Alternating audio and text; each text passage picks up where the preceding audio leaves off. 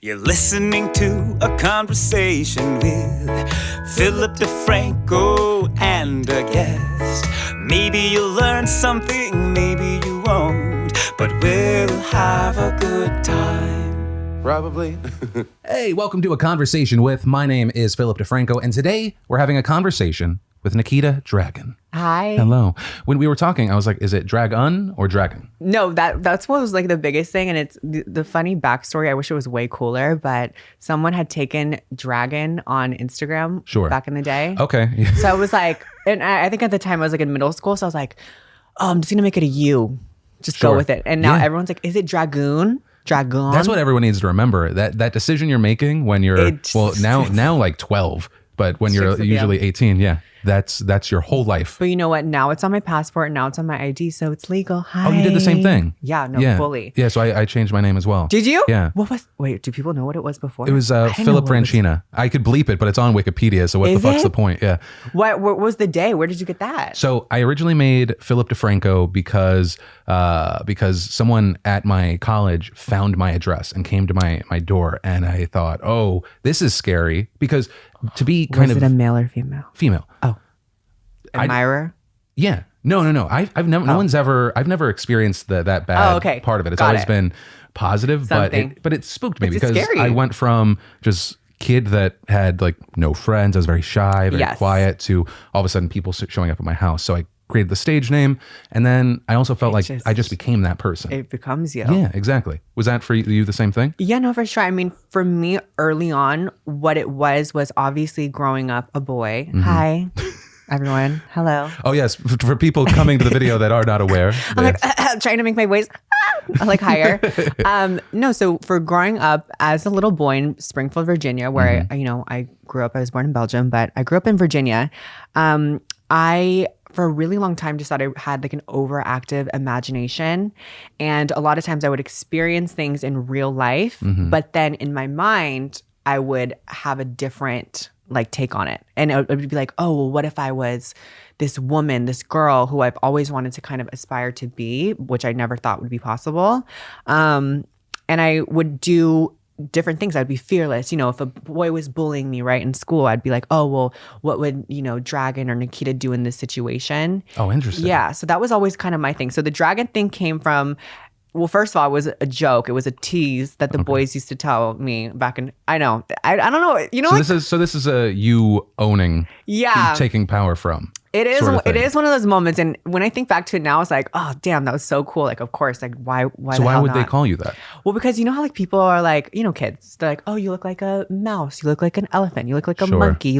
There's so many other animals that would be way worse for me. But I think because I was like the only Asian-looking kid in my school and like an all white, so they would be like dragon, like and tease me. And of course, by teasing me, at the time, I'm like, I don't want to be a dragon. Like, that's so, like, why am I a dragon? But now I just turned it into my thing. And I just felt like that dragon energy, which I didn't have for like 18 years of my life. Right. Yeah. And then you claimed it. I like it. Own. So actually, before we get too far, like you kind of said, for people that maybe have not watched your videos, they haven't seen you on IG, anything, in your own words, who are you and what do you do? Lord.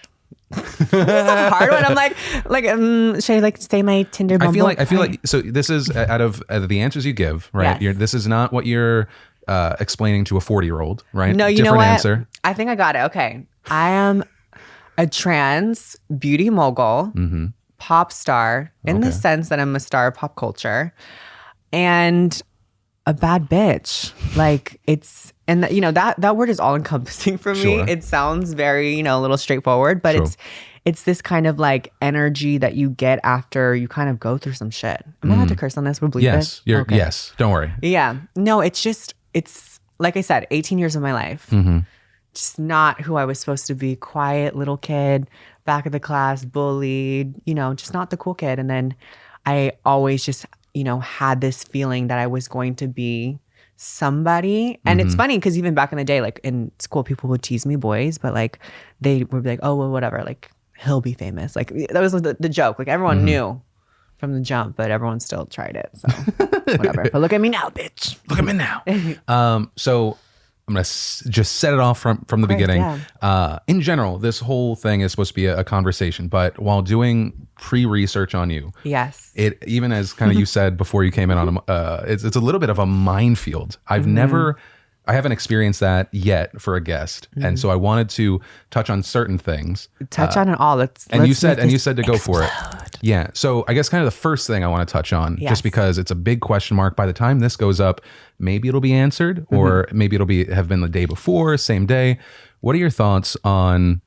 And you were a part of this in a smaller way, obviously not the main focal point of the Shane Dawson, Jeffree Star documentary or docuseries. I'm not sure what the release schedule is, but obviously it entailed the Tati Westbrook, James Charles, Jeffree Star situation. It involved a lot of the community. It did. And I really, before that, I had never seen anything like it. And so I wanted to know, kind of coming back, because it feels like ages ago, is really just a skip away. Yeah. What are your thoughts of this coming out? And by the time this is released. No, of course. Yeah.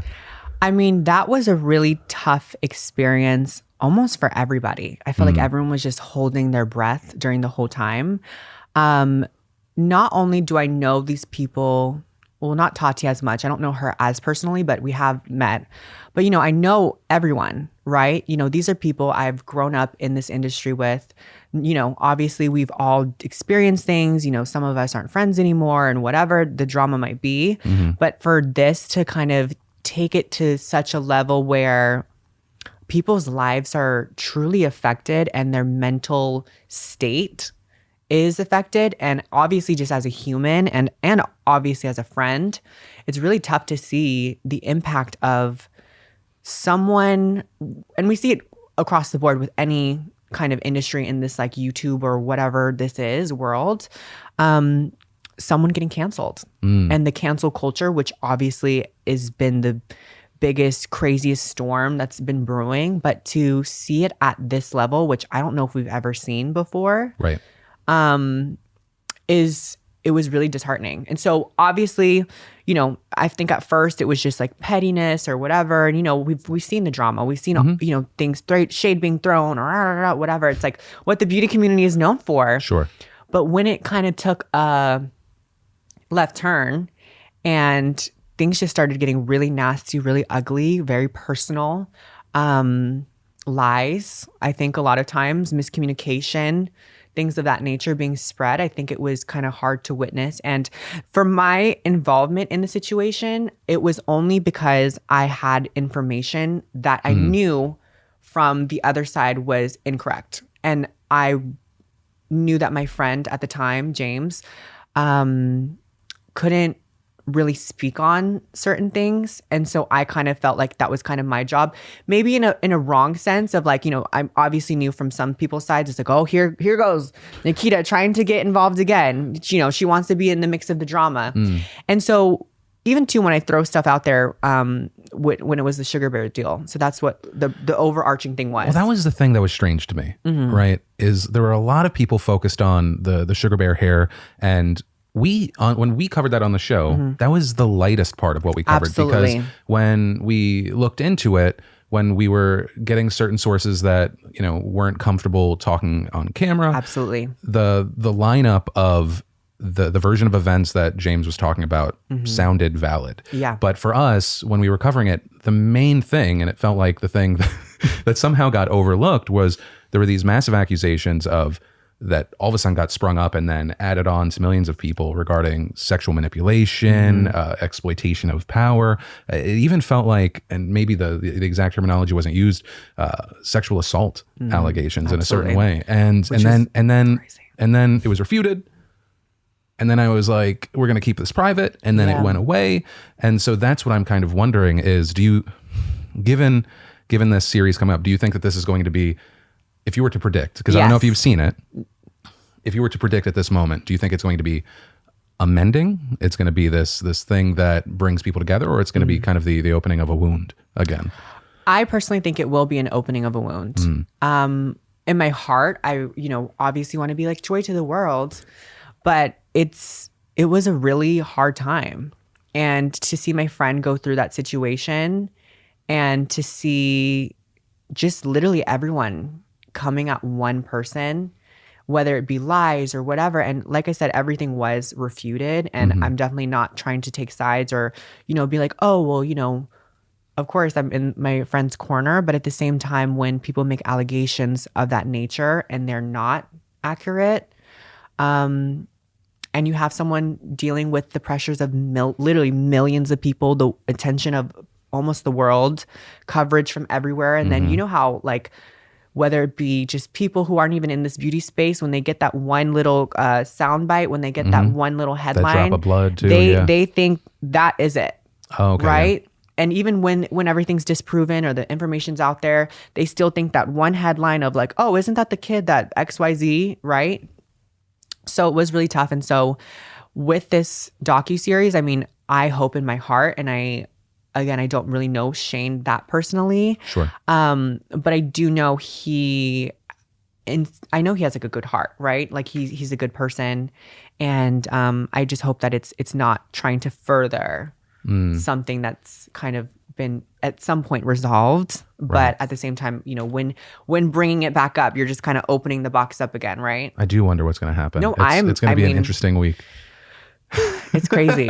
It's wild. Yeah. Well, so when you were saying regarding that situation, yes, that people like, oh, Nikita throwing herself in again. It might be because I was kind of unfamiliar with the depth of everyone's background and everyone's experience. That to me at the moment, I personally read as unique because in the past when we've seen people kind of get it canceled or people getting kind of the focal point, and there was live streams of people losing subscribers. Usually the friends like stay quiet. Oh, everyone just goes radio silent. Yeah, and maybe you see people kind of text or DM behind the scenes and like, hey, I hope things are good, but the person stays quiet. Every now and then it gets a little dirty because you see like, oh, well, they said that to you, but then the texts with other people, they're like, no, fuck them. Do you feel like there's a reason that you specifically kind of, because that's you're talking about someone that it looked like their career was over. Absolutely. Overnight. Is there something from like your background, your family, anything that makes you go, yes, I'm going to throw myself into those situations? Or, I mean, is it part of the criticism that it's you looking to ride a wave in some way of controversy? Well, for me, first and foremost, I think loyalty is everything. I hold my standards as a human, as a person, higher than anything else. And I have been in situations multiple times of being canceled or whatever it might be, on a smaller scale, obviously. And I've experienced what it's like to be alienated, to have friends or people text you behind the scenes, but then they're like favoriting tweets or they're making kind of like jokes or statements, kind of riding that wave of your cancellation, if you will. So I've experienced it, but also too, I mean, like I said, not to be so scarred by my high school experience, but I've been that kid. I've been that kid who, was alienated, rumors swirled, everyone, going amok. These are real things that people go through on obviously, hopefully a smaller scale. But like I said, I'm just loyalty over anything. And I think that I obviously strive for the truth.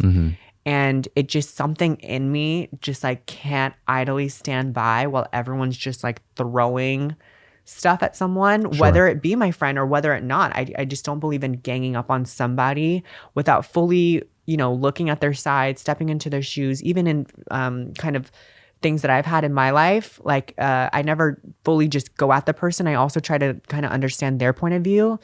Do you feel like there have been times where you've been guilty of this? Like, even if it's like you've evolved from it? And if there was... Guilty of what? Hold on. Guilty of what?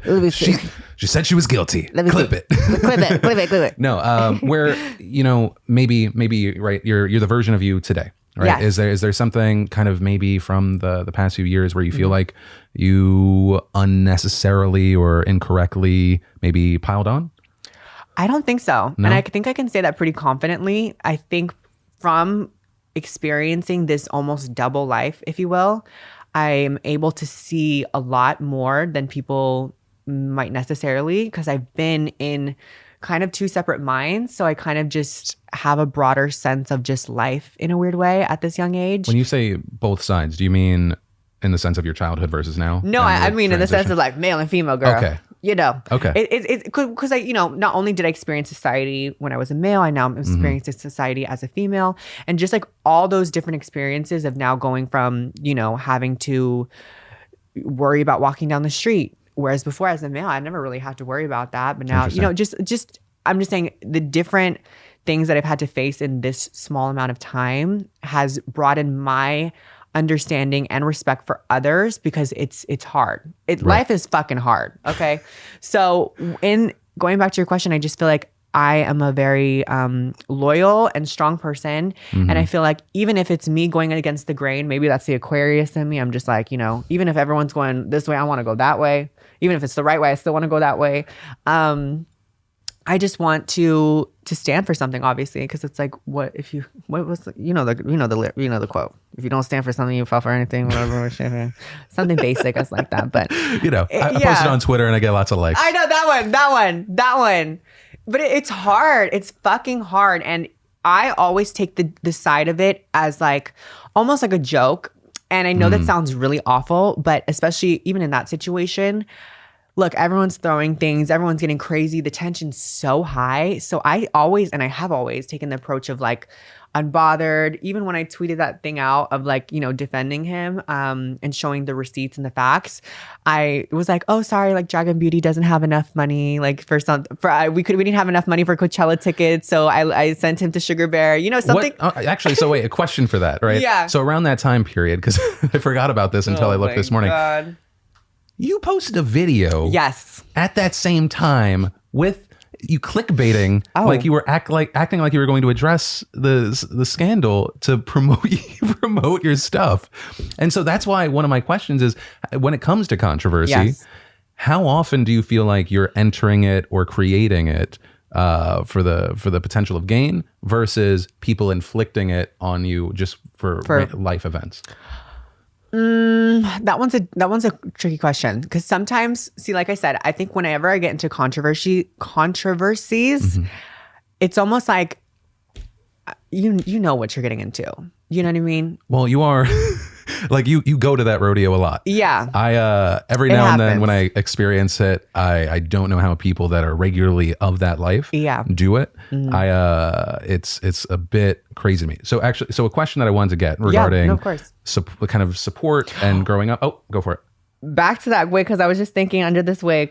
Back to that question, why I had uploaded that video, which kind of looking back, I'm like, obviously, that probably shouldn't have been the best thing to do.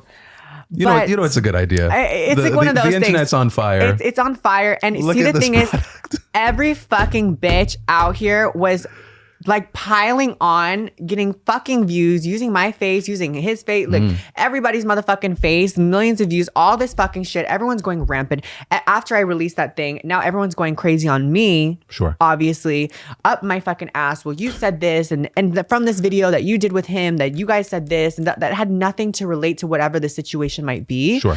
So from all the firestorm, and it was like such a extended amount of period that the whole beauty community and everything was like on lockdown. Like, how could you not talk about that situation? How could you just apply makeup and act like nothing, like this whole thing wasn't on fire, right? Yeah. So I knew whatever thing I was going to post next, which was something I needed to post, like I was just gonna troll the fucking trolls. And I successfully did it. So that's what you thought that move was? And that's what I thought, I was just like, you know what? And you were like, best sale day ever. Yeah. Well, listen, I mean, I wasn't, I guess, the only person pushing sales in that one. And that's some real shade, honey. Oh, wow. Hi. Oh, no. What are you bringing to my video? We just had a nice channel where we talked about our pasts and our childhoods and how it, actually on that note, because we'll it's impossible not to jump back to some sort of blow up. But regarding kind of family, because that's for me with everyone, that's really interesting. How is your relationship? I saw a video of you and Mama Dragun 3 days ago. I think you were both decked out in yellow. Yes, in the Lambo. Yellow Lambo. What's your relationship like with your mom and your dad? So that's the one thing that I've been gifted from the start of my life. Like, if everything went away tomorrow, I have a solid family. All of my siblings, I have 2 older sisters, an older brother. I'm the youngest, obviously the brat, as we can tell. I I have such a strong family. My parents have been together for a bajillion years, like 30 mother effing years. I don't even know it's been that long. Actually, I figured out recently they got married on my birthday, which I always thought was a lie. I thought they just were joking. They're like, oh yeah, our wedding anniversary is on your birthday. And I was like, no, it's not. Like, what are you talking about? But it really is. And I just come from such a strong family. My mom is a Latina Mexican woman, now kind of discovering we're Native American. Total side note, weird, crazy. Once you get the little 23andMe ancestry. The only reason Nikita, the only reason I even am aware of that previously is because your braid scandal. Oh my God. Jesus. Like I just. Oh my God! I want to see a headline with your name in it that's it's just like had a chill day. Nikita Dragun, chill. And my dad, obviously Vietnamese. We got some Japanese in there. Like all these little like.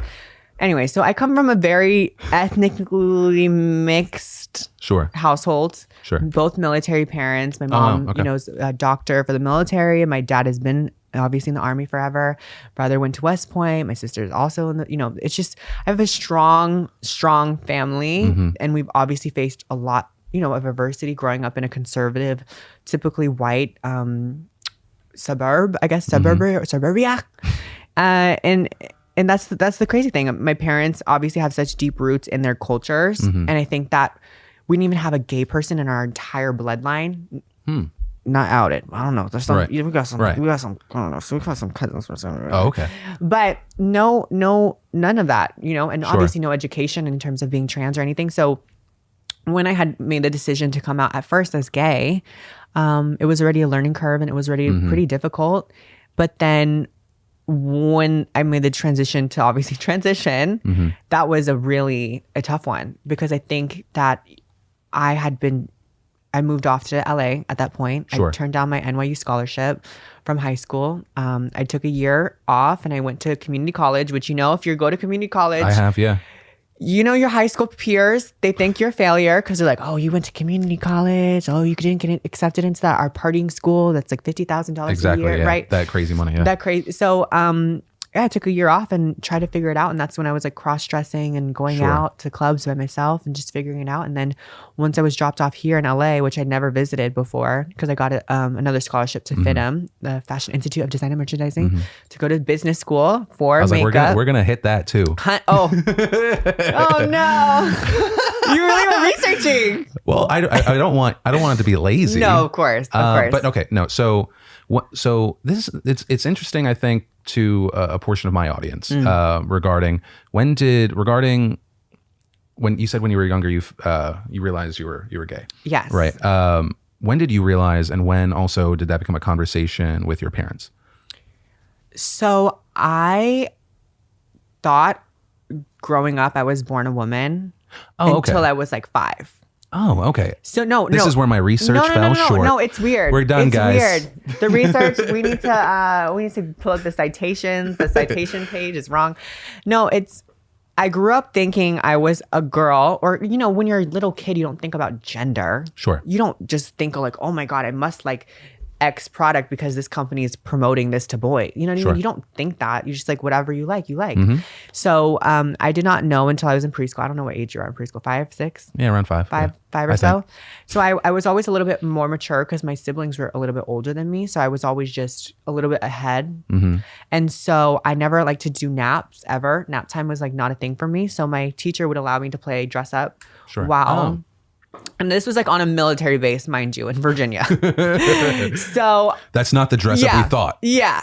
So I would put on the dresses, and she was a cool teacher. Her name was Melanie. I don't even know why I remember that right now. Melanie. Just early support.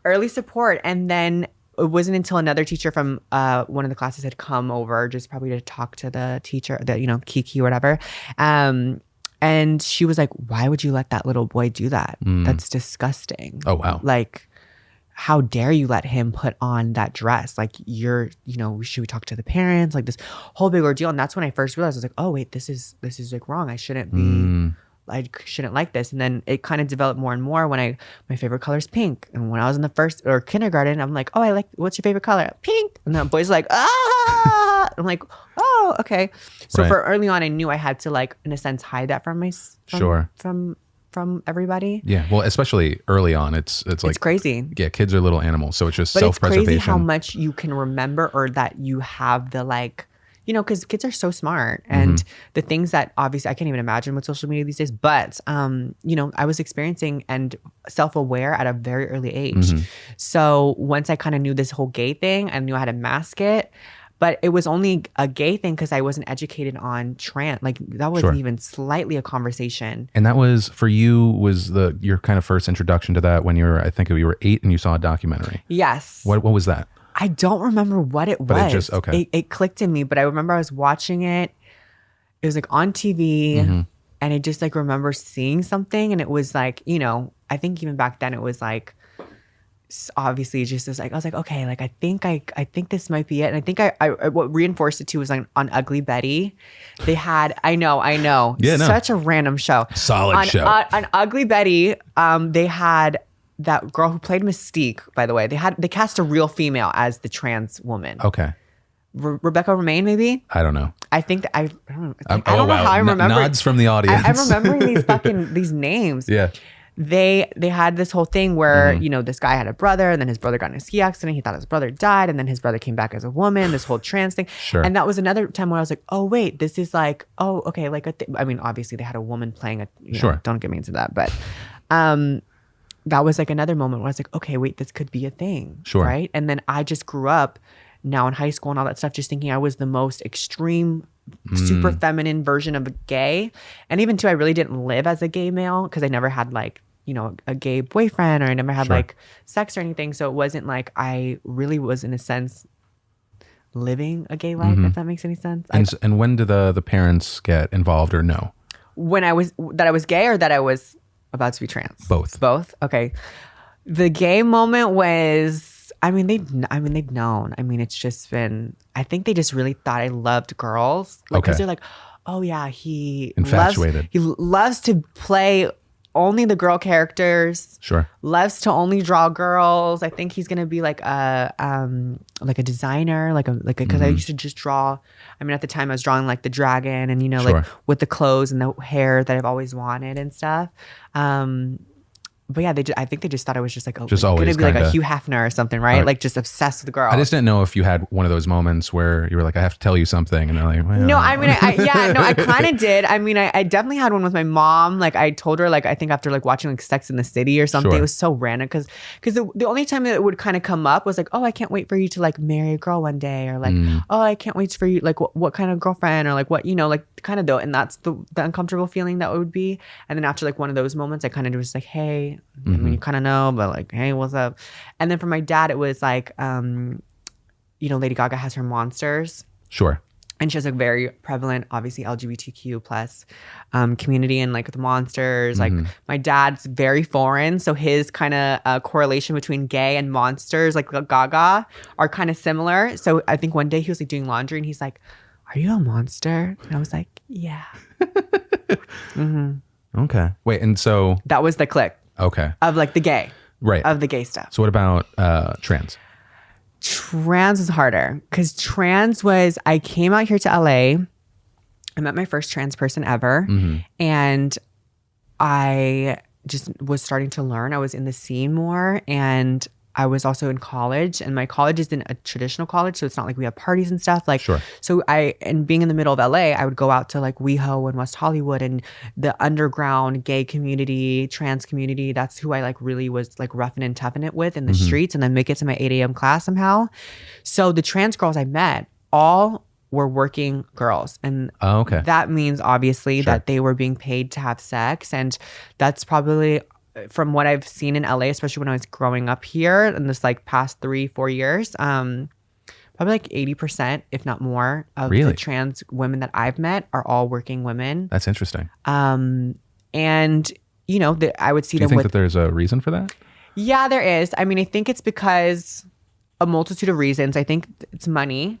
Because to afford the surgeries, like facial feminization surgery, the one that, I've got my whole thing done. I mean, it's just like tops of it, whatever.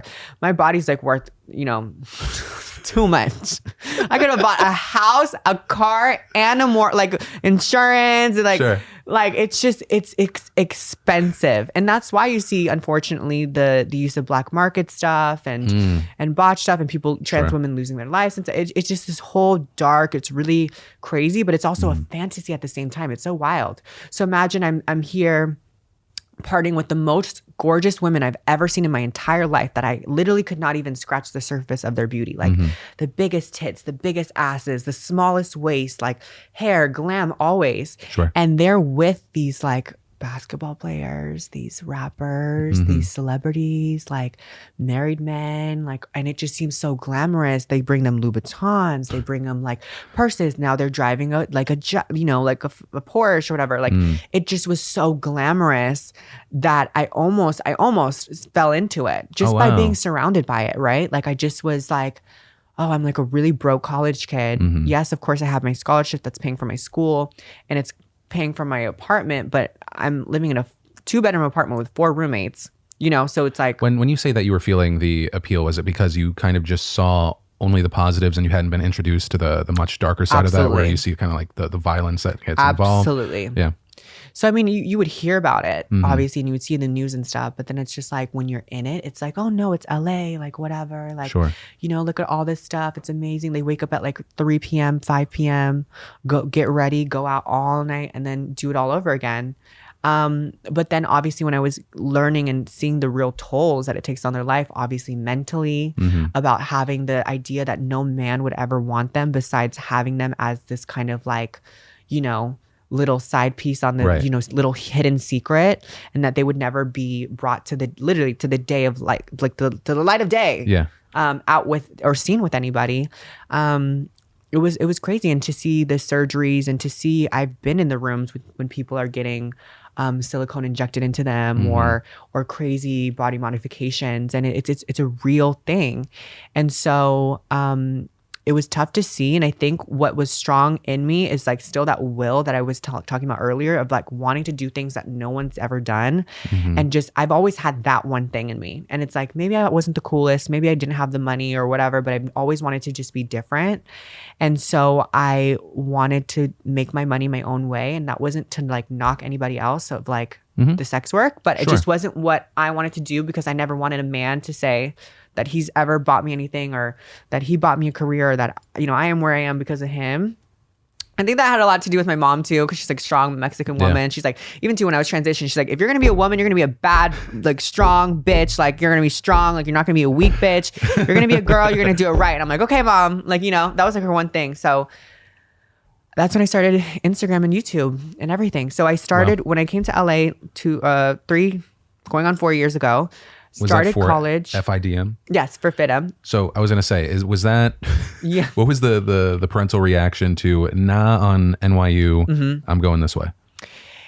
I mean, I think they were just happy that It sounds like I just want to know your parents more. That's what I realized with this line of questioning. They're really, really dope. And I think the cool thing is that they always knew I was like the artsy one, right? They had my brother, who was already the strong male, West Point, like, man, football, all that stuff. And even too, if you looked at my brother and I side by side, you would die. He's like huge, big, bulky, whatever. And I'm just this like little dainty little like, right. So, for me, they always knew I was going to be like the different one. Sure. So I was going to go to school for performing arts, for musical theater. And when I turned that down, it was because I knew I was going to be like boy 1, boy 2. And the reason why I was so great at acting, because I was acting as a boy my whole life. Sure. And when I turned that down and moved to LA, it was to attend business school at FIDM for business and marketing for cosmetics, which they already knew that I was very into. So always into makeup, into transforming myself, and especially too on the tail end of my wild phase of like sneaking out by myself and running amok as a literal cross-dresser in DC with like politicians' kids and governors' kids and policemen, officer, or diplomats, or like whatever, literally by myself in the club, like with like black lipstick on, gray contacts, white hair. Sure. And I thought I was like, no one could even tell that I was a boy, right? Yeah. It was dangerous probably, but I mean, it was just so much fun for me to be seen as a woman. And so that was kind of was that your kind of first taste of it? That was my first taste. And I thought I had everything down until I came to LA, and I was like, oh, honey, girl, All right. So what you were kind of laughing about before regarding FIDM. Yes. Because I'm just trying to do general research on you, and there's always some 2 my million view God, video. There always is. So you go to this school, right? Apparently you say that I gotta look. You graduated top of your class. You lived this Hannah Montana lifestyle where no one knew who you were, but then you'd kind of go home and you're living out this fantasy. And I was going to ask you about that initially. And then I saw that there are claims that is not true, that people knew who you were, that I think you also said that classmates were vicious, but they said there was one in particular that said that if there was anyone, it was you, and also that you didn't graduate top of the class. Can you provide clarity to that situation? 1000%. Okay. This is an instance that like really frustrates me, and also people close to me too, because some of the people, actually only one, like my assistant Jacqueline, who is my only and one best friend from FITM, saw everything go down. And so all this sparked up because I didn't post my graduation in real time. Okay. I announced, everyone knew I was in school because I started, like I said, I started transitioning. I started FITM. And I started this whole YouTube, Instagram thing at the same time when I came to LA 3-4 years ago. And so what had happened was I had then 2 years after posting my graduation, or 2 years after my graduation, 2 summers, on the second summer, I posted the video of me walking across the stage graduating, because I just felt like a lot of people didn't know that I actually graduated college. Okay. And so in the post I said, obviously what you kind of just mentioned. And the thing that I think really frustrated people was that I said, there's going to be another video. They're like, Philip DeFranco didn't point out. And I'm like, I just saw it in passing, guys, please. So I mean, that's why I'm like, are you sure you want me on this damn fucking podcast, on this video? Well, I want to learn about you, but I think along with learning about you, we have to go through stuff. Yeah. I said I graduated first in my class. Sure. And I meant it, because I was the first to receive my diploma in my thing. And I was like, no, where's my phone? Hold on, where's my phone? I'm going to look up the exact caption. Do you have it up still? Absolutely. Okay. I was not going to change it. Basically what it all came down to was the fact when I started school, I had not transitioned, right? Okay. And I was starting to. I was, at the time, Nicholas, on the honor roll, everything, all the way up until I graduated. And I would have to go to my teachers to tell them, please call me by this name, because my name change was not even done. Okay. Even to my graduation, I had to literally beg them and ask them, because it still wasn't done, to announce my name as Nikita Dragun. So that was already off the jump. When I was in school, no, I didn't have social media. Like, I just was starting it. Right. But everyone was. We're all in LA. We're young college students living this crazy life. And, everyone's going out to parties. Everyone's imagine being in college in LA. So everyone's going through it. I started becoming and picking up more traction in social media. But the transformation between me as Nikita and me as Nikita Dragun was way more flip-flop. Because I didn't have the surgeries. I didn't have just all the regalia that it takes to be Nikita Dragun on when I went to class at 8 a.m. Okay. Right? So I would go to class, no makeup, like my real hair in a bun, like not really caring. So are you saying that when you were living the Hannah Montana lifestyle, it wasn't that nobody knew? It was just that in general, you would not assume? In general, it wasn't like 100% across the board. No one knew about it. But it, first of all, was something that I never, swear, hand to God, so strike me down, on my inboard, on my left, no. On my right implant that was very expensive, I never pushed it out there, ever. Ever. Not once was I ever in class like, I'm Nikita Dragun. Look at me. I have this many followers. Bow down to me. I kept it such a secret. And of course, people probably knew, but no one would bring it up. It was like maybe the elephant in the room, but majority did not know until probably the end of when I was about to graduate, right? Sure. And the reason why I was exposed was because it was my teacher actually, who in the class, it was like, I think a marketing class or something, who was like, Nikita, like, because so the thing was in our school, we're doing business plans for cosmetics. So I'm, representing Too Faced, I'm representing Milk Cosmetics, whatever, this, that, and the other. Right. and we're creating line extensions for these brands and full business plans for an entire semester or quarter, or whatever it might be for the class. And so we also have to think of marketing plans. And so for the marketing plans, of course, we're going to use influencers and talk about our exact kind of rollout in terms of how we would launch this product. We would introduce other influencers that made sense for the brand. So a lot of times we'd bring in, they would talk about my friends and have no idea that I would be sitting in class, and sometimes would present on me in class and have no idea that I was sitting in class. Did anyone in the class know? I'm sure. Okay. I'm sure someone knew, right? Okay. I'm sure. But like, it wasn't like something that was like way out there. Like I said, I never talked about it. And especially for my first year, really no one knew. It wasn't until I was kind of exposed by my teacher. So in this moment, so kind of explaining all that marketing stuff, we would have to do influencer outreach to like be really in the field of like, hey, you need to interview a real influencer, or you need to really do like field work for your class. And so my teacher came to me and she was like, Nikita, like, why aren't you using your friends? Why aren't you using your contacts? Why aren't you doing this, that, or whatever? And I was like, hey, like, I just don't really feel comfortable with that. Like, you know, and just, that was it. Sure. But then obviously my teacher had gone to my other classmate, and then it just got spread because she was just like, hey, I think you should really talk to Nikita because, you know, this is da da da da. And when those videos came out, because I didn't find, do you end up addressing those things, or is it kind of just mute and block and just go away? It's hard because I've been through so much. Obviously, as we all know, I've been through like so many little different things that it's like, I've learned now that the more you say, the more angry and fired up. That's you. That's not me. Is it you? It's you. I'm on airplane mode. If you're not watching, that is a great idea. Why am I stupid? I was like, oh, just put it on Do Not Disturb. Sorry, I'm reading. You're reading the... Oh, I have the facts, honey. Do you want me to read it? Show me before you edited it. No, I'm just playing. Stop. I said not to, so this is another part that they were mad about. I said not too long ago, I strutted across the stage to receive my business and beauty and marketing. I attended school, this whole thing. But when I said not too long ago, they were angry because they were like, what? This was 2 years ago. Sure. How dare you? But I'm like, if we look up the definition of not too long ago, it's under 5 years. You go full Neil deGrasse Tyson. Yeah. You're like, well, honey, if you stretch it out long enough. Right. And then the other part that they obviously got mad about was when I said I ended up graduating first in my class and now only a year later created my own successful beauty business company. So I understand how they took that out of context. I do. And that's why I'm like, okay, I get it. But literally, if you play the clip, you hear them go, and now the graduates for business and beauty and marketing, and I'm Nikita Dragun. That's a little bit of a weird way to phrase it. Is it? I mean, to be honest, that was obvious. I'll say it.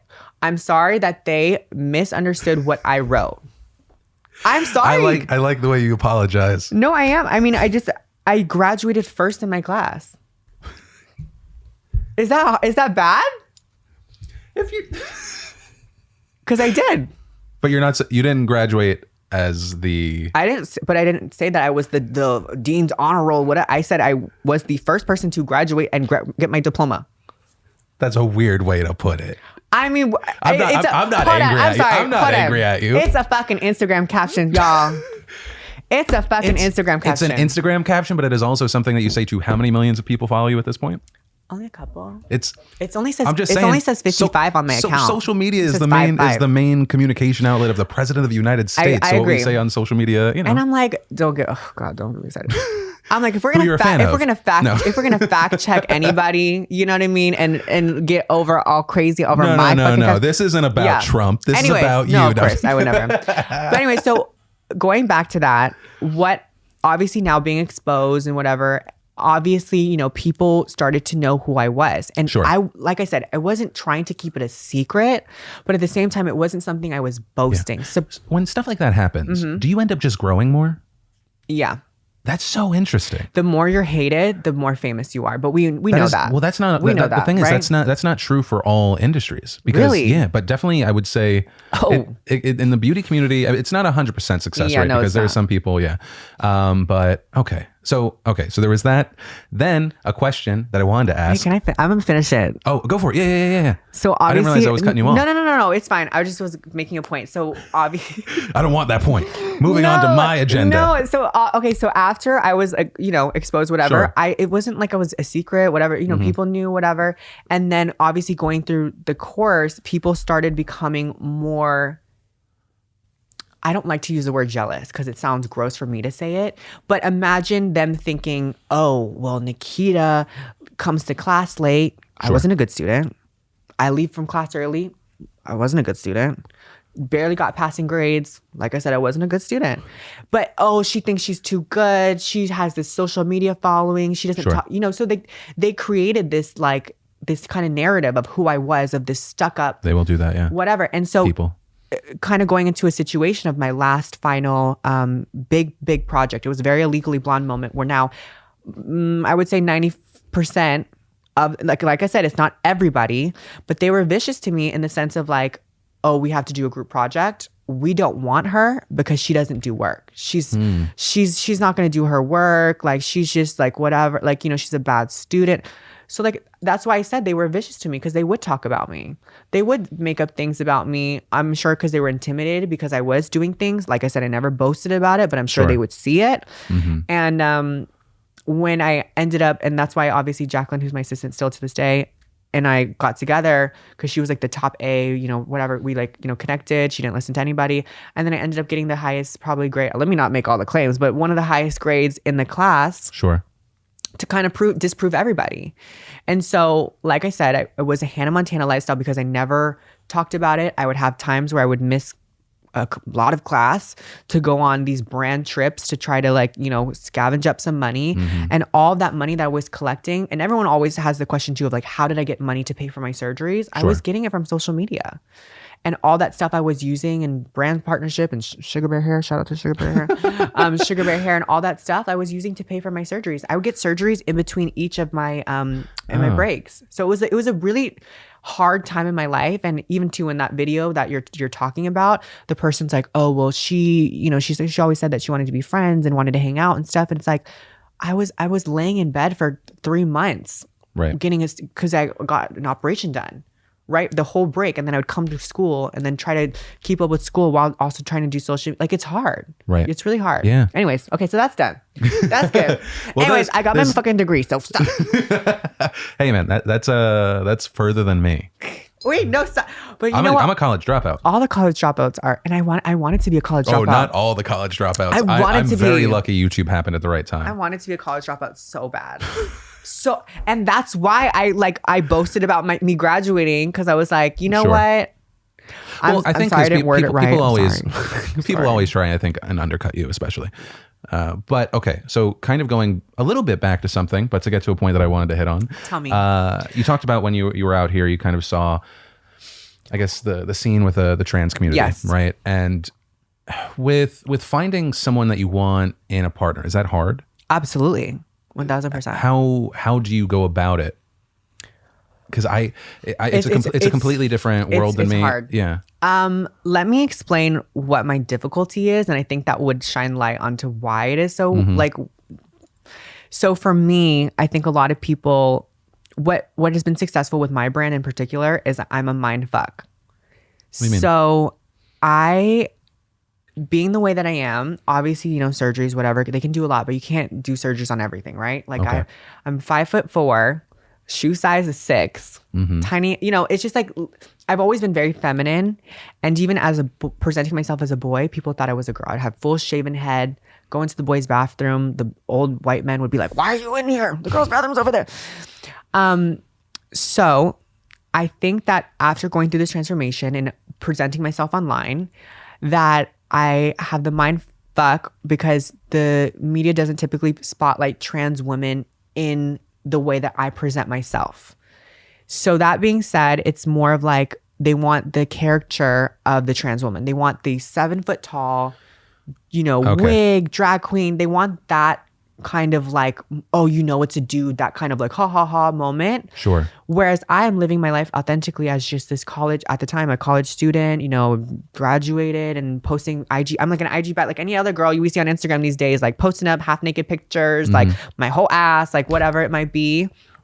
And so in relationships, I think it's very difficult for me because guys who typically wouldn't have ever thought they would stray the path necessarily. Sure. Not to say that being with the trans woman is straying the path, but I think that when you throw that label onto it, it's very difficult. So for me, it's always been hard because it's like, yes, I get the acceptance and approval of a lot of different guys who maybe necessarily weren't thinking that they would be into trans or have, you know, gone this, you know, dabbled or whatever. But it's hard in the sense that it has fucked me over in building relationships with these people or whoever it may be, and then being like, yo, no, I can't get over this whole like trans thing. And it's especially mind fucking because, which I definitely do not, for anyone watching, what the word is called pussy stunting, which is like my whole thing, pussy stunt, whatever. It's when you essentially trick a guy. Oh, that's what that means? Kind of. I was literally going to come in and say that because you were late, you were pussy stunting on me. I'm so glad that's not how I opened. No. I didn't know that's what it meant. It's one of those words that has like multiple meanings. Okay.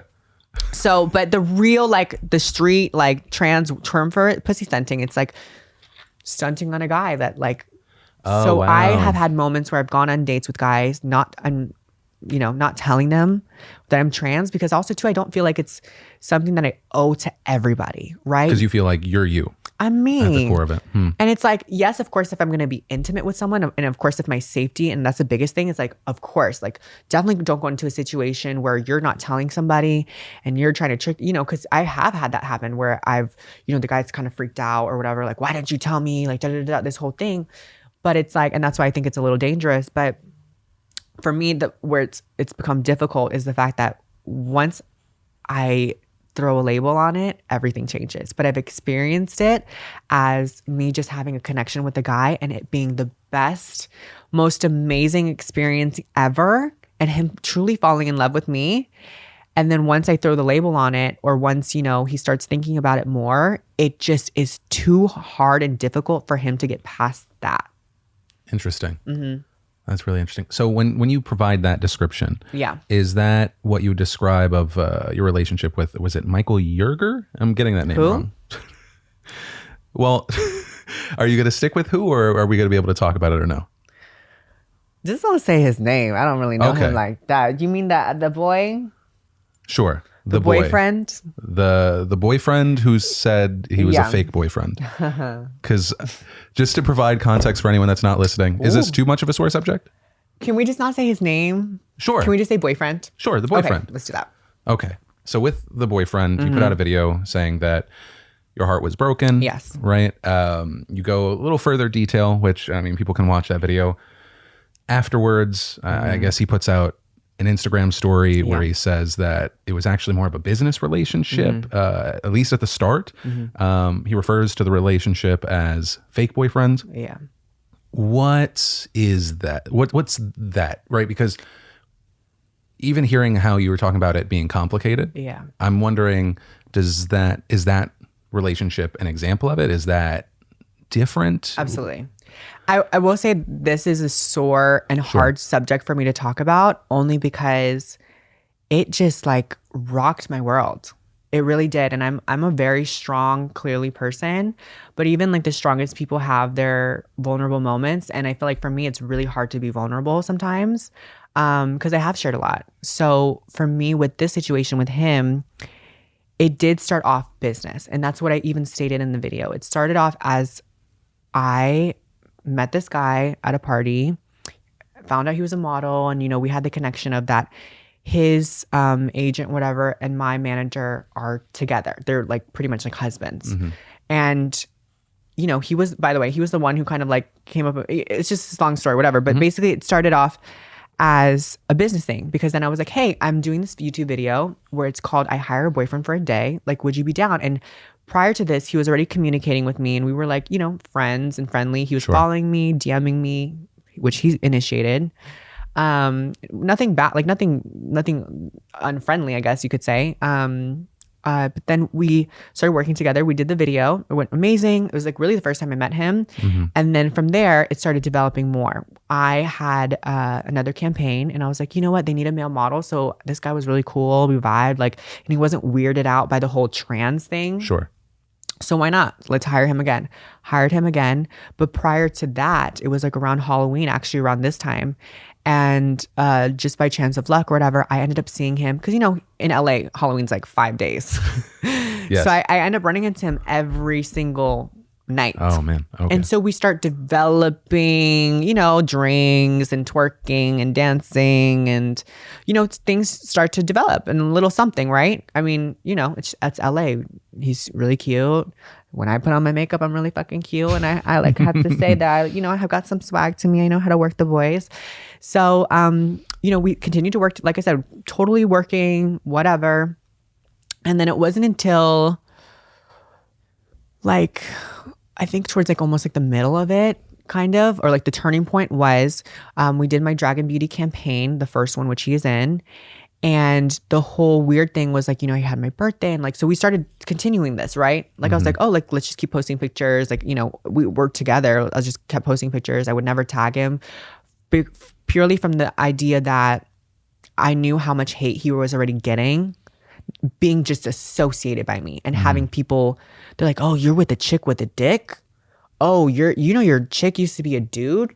So in my mind, I'm like, I don't want to put you on blast like that. I'm already seeing all these nasty, you know, he never brought it up, but I see it.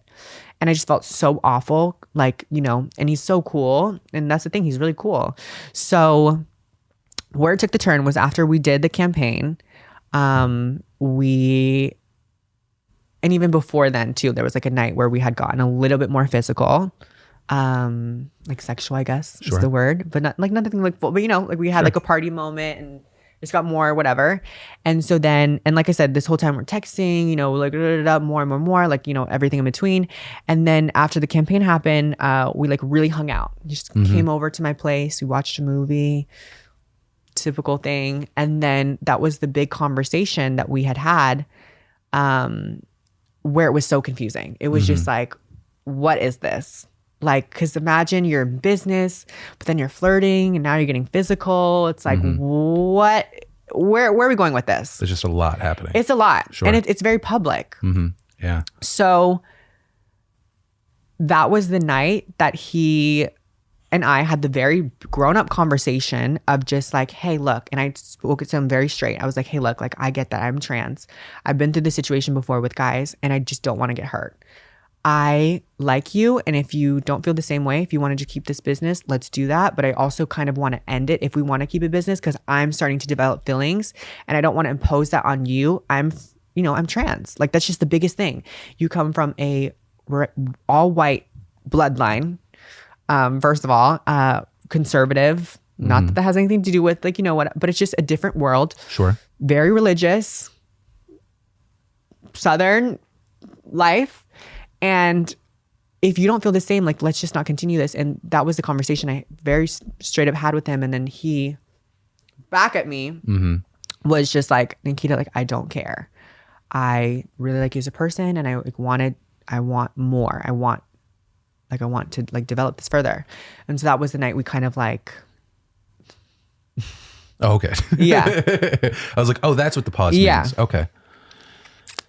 And that's the thing I don't want to bring up because it's like, it's such a double-edged sword with trans women. It is like anyone wants to come to a trans woman and be like, oh, who is it that you hooked up with? And it's like a witch hunt, right? Sure. Because then when it's, if I was with you or with someone, it's like, they all go to that person and they're like, oh, you hooked up with the, you know, chick with a dick or like whatever. Because, you know, that's where their mind goes. Or like, oh, you're a fag, like whatever. Like, you know, they go to that person, right? And so that makes men not want to be with trans women because they know how taboo it is. And I mean, with you having the spotlight that you do, I imagine that makes it that much harder. Which makes it, and so that's the whole idea that I brought up, and that's why.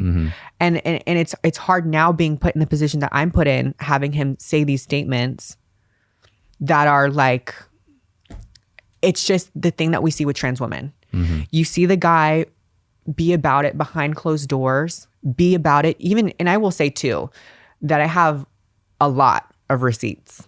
A lot, because I'm a beauty guru, right? We got lots. You we got all have receipts for days. for everything. But I just don't want to go there. You know what I mean? And it's just like it's and it really tore me up because by the end of it, just as a woman now, kind of like, you know, throwing that trans thing to the side, just as a woman, having the feeling of a guy developing things, and that's what I said, we developed things further from there. We had bumps in the road here, there, but this was a long thing. Yes, we were continuously working together too, but also too behind the scenes, we were like, you know, laying it down. And I love that it's just a different way to say it every time. I just like, what do you want me to say? It's very like colorful. we like, it reminds me of the way my dad talks about anything. Right? Yeah. It's just like, what do you want me to say? We had intercourse, we had sex. Okay. So then, it got to a place where as a woman, I was heartbroken because I just basically caught him with another girl. And the girl had come into the picture prior, and it's the girl that he is. It was supposed to be like a long-term, or not, I don't know if it's a long-term relationship, but someone that was around for a while. Yeah, it was like a kind of like hometown friend. Okay. You know how we all have that one hometown love, I guess, you know, that we like kind of grew up with a little bit. I shed that in college, but yeah. Oh, okay, yeah. But we got that one, right? And so we had that one, and she kind of came into the picture, and I was just like, hey, look, like, I know we're not like anything. It's not like that official thing. But I personally, like, I'm just a monogamous kind of girl, surprisingly. Like, even though I'm a Gen Zer, like, I just can't. I can't do that. If you're fucking with me, you're only fucking with me. And I'm clearing my schedule, and I'm only like you. So if you're not on the same page, cool. Like, that's fine. And I'm very, like I said, I'm very self-aware. I'm like clear. I'm very obviously clearly confrontational. And I'm very just like, you know, here's what it is. And so when I had made that clear, and when I had brought it up again after kind of, I saw there was a moment that happened, you know, where I basically caught him prior to what led me to the big moment. I just made it clear. I was like, hey, look, like, I'm honestly really not that bothered by it. I mean, obviously I'm devastated, but at the same time, like, we don't have a clear thing. So if you want to go do that, go do that. But like, why are we continuing this at all? And then that was his moment of like, no, come on. Like, you know, like, let's. So my feelings were being manipulated. Sure. I mean, it feels like it's rough whenever you're having a conversation about someone that's not there as well. It's hard. But it feels like, given the stuff that you're talking about, there's so many things about it that seem like it could just get messy. The relationship, the business aspect, the fame, because there's perks that obviously, especially if the I knew that my fantasy that I was giving him, which was kind of uncontrollable by me, money, fame, power, sex, just this allure, right? By being with me. But I was so clear about like, look, like, I'm not trying, like, I'm real. I'm just like, my body's fake, but I'm fucking real. If you're not about this, like, if you're in about it, don't be about it, right? So when I knew my feelings were starting, like, you know, he would just always kind of tell me what I needed to hear. And, you know, we see girls go through this all the time. So, like I said, being a woman, having this be the first moment that a guy has ever to my face told me, I like you and I want more. And I want to develop something, maybe not a relate, but I want to do something. And I'm proud to be with you in public. I'm not embarrassed. Because I was like, I feel like you're embarrassed by me. It was like a fight. You know what? He's like, oh, why would you, you know, a whole big debacle. I can't even imagine how much. Imagine mentally. I'm like pushing this on you, but it feels like I can't even imagine if you're talking about as a child, feeling bad about liking pink, feeling bad about liking a dress, just how much that would gear you to crave acceptance of just that one person. Because you can have the audience, but just that one person that gets you. And especially as a trans woman, it sounds maybe it's not going to be the most digestible for people, but as a trans woman, you want to be validated as a woman. And I'm not saying that a man validates you as a woman, but having that moment with a man to validate you as a woman, like, I see you as a woman, I appreciate you, and I want to be with you. And that was, like I said, the first time that has ever happened to me.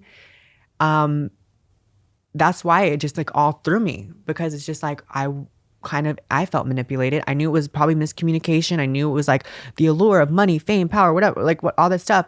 But then by the end of it, you know, having caught him again with that same girl during Coachella weekend after I had given him, passes for him, his roommate, and the roommates. I was bending over backwards for this dude, and I was like telling him and being so clear about my feelings. And if you're uncomfortable, please just let me fucking know. And I was still being like, no, and I was giving more and more and more. And maybe that was stupid of me, but I knew what I was getting into. And so when I caught him again, I was just like, no, this is my cut off moment. I'm going to be a strong woman. And it took a lot out of me. I've never cried more. Ever. I mean, when you cry over a boy, anyone knows it's not good. And it takes you a while to bounce back from it, but it taught me a lot. So I cut cold turkey. I just was like, and it wasn't even bad blood. I was just like, look, like, go do your thing. I had fun. It was fun while it lasted, pretty much. Like, you're good. Goodbye. Do you find yourself, and one, I feel like that kind of closes that regarding the question. For sure. Do you find yourself especially when you mention receipts, and I mean, there were even things connected to what we talked about before where people are like recording FaceTimes and stuff like that. Do you feel like do you hold back in real conversations? Are you like mafioso in the sense of like, we'll talk in person? Or do you just kind of assume that people are going to screenshot and post whatever, so you're just, I'm that person? I can't say it's not a thought that's in my mind.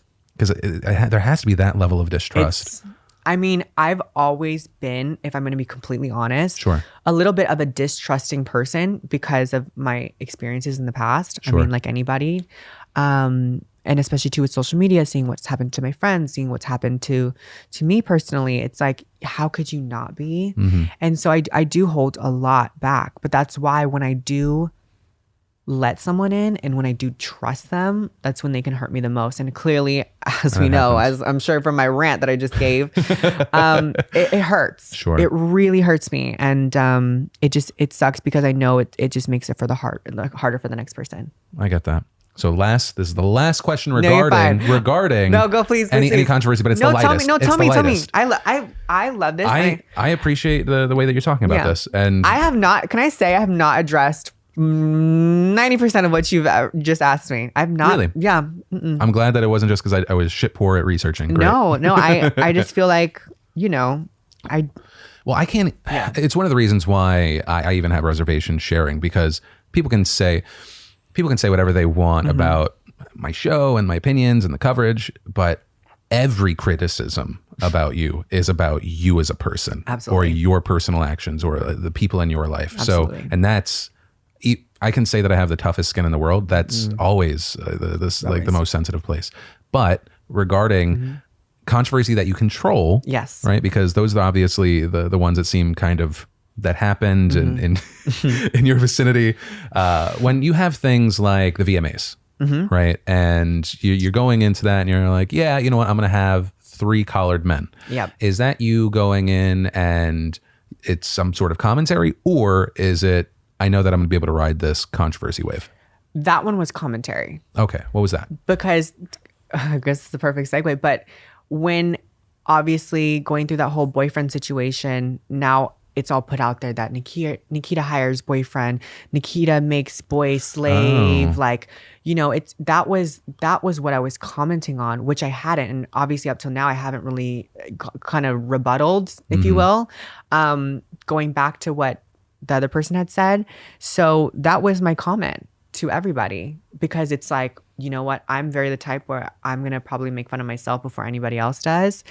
And I take ownership in everything of who I am. And so when people are throwing that at me of like, oh, Nikita hires this and, she can't get a boy. And, weren't you the person that hired a boyfriend? Sure. I was like, you know what?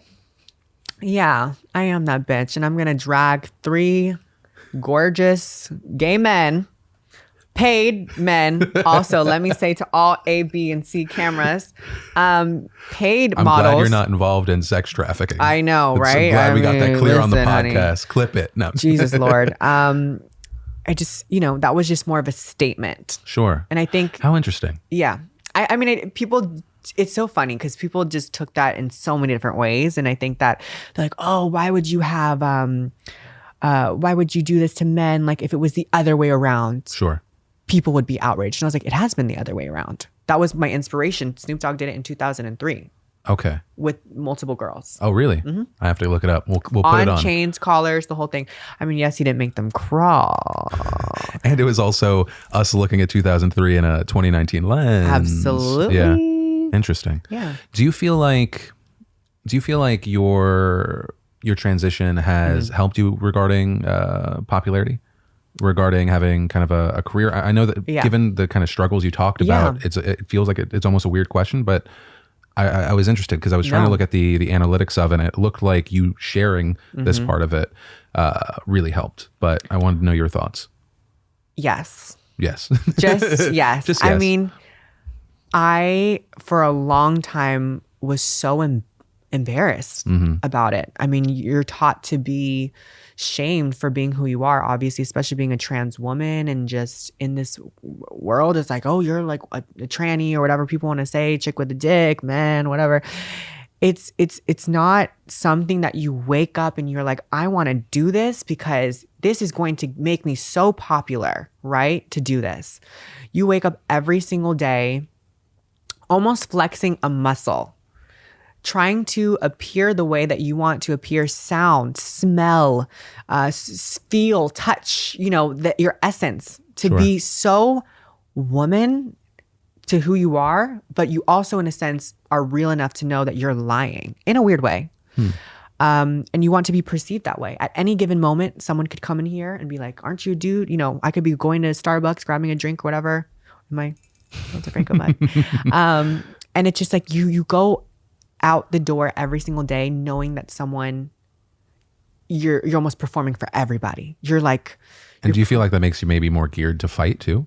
Absolutely. Yeah, especially now the power. My whole life has been a fight. And that's why maybe I come off a little too strong, or I've been in these controversies, because I've had to claw my way through everything. And yes, it has benefited me now because I offer a unique story, and that's my whole thing, is being trans, this trans mogul. Everyone wants to throw trans onto everything, and I definitely wave the flag very proudly, but it's not something I exploit to try to gain anything. It's truly something that is a part of who I am as a person. And going back to it, it's not something that only benefits me. Clearly, with my relationships and my personal life, it's very detrimental to be so publicly trans. Whereas I could probably have gone my life without anyone really knowing I was trans. Obviously, maybe, they might clog my voice or whatever because I have a deeper voice. But in my relationships and things like, like I just explained, like that's the part that it sucks, because any guy I talk to, I'm a young girl. Like I can't, I'm a little boy crazy. I'm still in the boy crazy mode. I didn't have the high school love. I didn't have the college love. I still have not had a boyfriend, technically. Oh, okay. Technically. I mean, I might have hired one, but I don't, I don't have one. So it's hard, because yes, of course, it's like, yes, there's my clickbait. I'm a trans woman. Look at me before and after, me as a dude, me as a girl. But it's like there's that real life aspect of everyone knowing. Yes, everyone knows on social media whatever you put out there, but everyone knowing that side. Yeah, and it's personal. So I feel like the way that I kind of want to close it out. Yes. And because it's a few different things. One, in your industry right now, which I know that kind of we talked about is crazy. But not to touch on like a negative aspect, who is someone you think in this is doing awesome in the space that is kind of right now underappreciated based on where they are? Underappreciated? You're like, I got overappreciated. Yes. No. I'm like, not that. I know. No, I mean, positive. If I'm going to be honest, like in any other interview, I would have like turned on my like Nikita-ness and been like, oh, Nikita Dragun's the most unappreciated, and I would have given you that like little clip. But honestly, I think that there's a lot. It sounds awful, but I am very self-aware that there's such a big community, especially in the beauty world, that is so underappreciated, whether it's the Black boys, gay boys in the beauty world, or whether it's the trans girls in the beauty world, or the plus size girls in the beauty world. You're being judged on your beauty. And I think that in some ways that it creates a little bit of a hostility to the younger creators, which I'm sure you've experienced too, being an OG YouTuber, because You mean hostility from them? A little bit, but it becomes, it's one of those things of like, why is it that these people who are constantly getting into drama Sure. constantly. Well, I feel like part of them are being trained up that way. No, they're being trained. That's the thing. And it's almost like, okay, well, I need to be more controversial. I need to be this way. I need to be that way. My artistry, which is what it's all about. The beauty industry, it's all about artistry. It's about, creating art.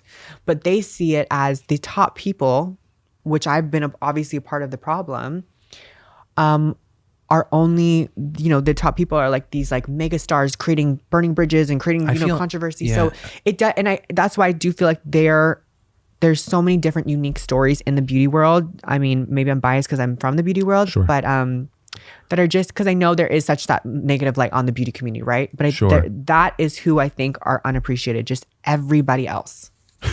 Everyone other than me. No, it sounds awful. Aren't I a good person? No, It sounds awful. No, but I think that makes sense. But it is interesting because I feel like part of the negativity also comes from, it feels like, other than kind of the emerging TikTok community, it's just about as rampant of kind of OG creators stealing and not crediting. It feels like, just based off of kind of my surface level I've seen view of it, it feels like there's people constantly doing it, then people get called out. It's almost like part of it. That's what I'm saying. That's like the slight hostility that I'm explaining. It's like people are so like, oh, well, why? It's just that like kind of hunger that it's been instilled and like you said, kind of like taught to these people, because it's just like they're not able to grow the same or like get the followers or and I just don't want it to be like that example in the beauty world specifically of like, this is how you grow to create controversies, fake boyfriends, VMA, like it's like that's just pertaining to my life. Sure. But it's like at the end of the day I do so much more than that, right? So it's like it's tough. It's really tough. And I'm like I said, I'm very self-aware. So I'm aware of the image that I'm projecting, as well as I'm aware of like how people are taking that in and receiving it. So what do you think are maybe 1 to 3 of the most important qualities when it comes to people that you admire in the beauty space? People I admire have the most insane work ethic, and it sounds so fucking cliche, but I personally I'm not the best work ethic in terms of like consistency and all that stuff. It's hard. I know we're always like, oh, when will it end, right? Like what's the end goal? Right. We're always in that mode. Right. I've seen you report on it. I've seen you like talk about it. Yeah, I'm still thinking of ending my show next year. Stop. 2020. Stop. I'm jumping out of this room. The only people talking about you are going to be people going for your subscribers. No, I love when you put me in the thumbnails. Well, thank you for helping me bring awareness to a water crisis. I do. But it's like work ethic, 1. Coming back. 2, I think it's about, again, it sounds so cliche, and I'm like, I want to phrase it in my Nikita way of like, you got to be a bad bitch, got to be like whatever. But it is about kind of being yourself and creating your own lane. That's what clicked for me. For me, I was always too extra, too loud, too costumes and wigs and all this stuff, and I wasn't like the typical like, and then you apply your eyeshadow like this and do your makeup, which great for them, but that was just not me, and I tried to copy that. You try to you go for the highest. What are you talking about? I literally just saw you do a story where you were providing updates with ASMR I'm voice. saying like like the makeup, you know what I mean, like the OG makeup tutorials, which are great. I love everyone, I respect everyone, but it's just like I for a long time just thought I had to fit into the mold of that. Sure. Or whatever. I think when people successful. think OG, they think Michelle Phan, stuff like that. Or whatever is successful. Even like a James. Like he's obviously so incredibly successful. His video formats are very him, and he has his own thing. And you almost gravitate towards that because you see it being so successful, and you were like, okay, like let me try to dabble in that and be more like that. Or any creator who's killing it to gain success. So it's about, once I realized that like, okay, no, this is my thing. Pussy stunting, crazy outfits, me rampant, me talking about surgeries, me being trans, like my daily life, my parents, my me. That's when I started becoming successful. And then I think the last thing, I think this is an overarching thing for the whole damn podcast, is like, I respect someone who just has that like will, that fire, that like, that thing that just can't be disturbed, because we all in this space get attacked and criticized on the daily. And it's like that continuation of being able to get up in the morning, go about your business, still upload, still post a picture, still do this, still do whatever, knowing that you're still gonna get hate on, or maybe you're being canceled this week, or and you're still doing it. That's what I appreciate. That person who still, after all, everything, still. You know the punch is coming. Go ahead. Still. No, Yeah. I'm not going on a rant. Oh, no, go ahead. I'm just summarizing what I you thought said. you were gonna punch me. I was ready. No. Oh, then go do it. Do it. No, I usually ask for how I usually end the podcast by asking like, what's one thing that you would tell someone that would make their life better? But I feel like that's, unless you have something to add, I feel like that was it. Bitch. You're like, I could come back and do it. Just don't listen to anybody. I mean, it's, listen to the law sometimes. And But doctors. and your mom. We're putting a pretty big asterisk I know, on the do what you want. You know what? I'm learning. I'm learning to be careful of my specific wording of things, because clearly Well, you'll never do it well enough. No one will. No one ever will. But thank you so much for doing this. Yeah. Wait, thank you so much for having me. Yeah. I honestly can't believe how much I was like, but I would only do this for you. I'm not just saying Make me feel special. Get the better cut. Let me make you feel real special. I was an hour late, but Don't worry, I only mentioned it 3 times. I thought I made this interview pretty clickbaitable.